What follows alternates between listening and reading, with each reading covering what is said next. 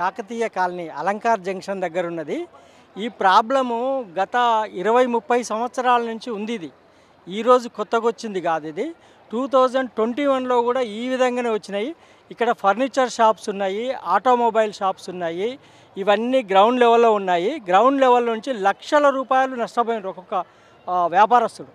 Plus ఇక్కడ two wheeler సంబంధించిన వ్యాపారం కూడా చాలా పెద్ద ఎత్తున నడుస్తుంది. ఇది కూడా కంప్లీట్గా కొలాప్స్ అయింది. ఈ మధ్యనే గవర్నమెంట్ ఒక రకమైనటువంటి మోరీ వేశారు పాపం వాళ్ళు. కానీ మరి సరైన అంచనా విధానాలు లేవు. సరైన అంచనా విధానాలు లేక మళ్ళీ ఇంత వరద వచ్చేసింది ఇక్కడ.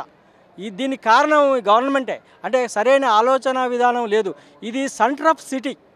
ఇది వరంగల్కు హన్మకొండ హార్ట్ ఆఫ్ సిటీలోనే గింత వరద వచ్చేసి జనాలు ఇంత ఇబ్బంది పడుతుంటే మారుమూల ప్రాంతాలలో కానీ రైతులు కానీ ఏ విధంగా అల్లాడిపోతున్నారో లీడర్లు కానీ ఆఫీసర్స్ కానీ వాళ్ళకు ఆలోచన విధానం రావాలి. సెంటర్ ఆఫ్ సిటీ తెల్లారు లేస్తే కలెక్టర్ గారు ఉంటారు, నీకు ప్రతి ఒక్క ఆఫీసర్ ఉంటారు, బోల్డంత ఫండ్స్ వస్తాయి. ఇది ఒక పెద్ద కార్పొరేషన్.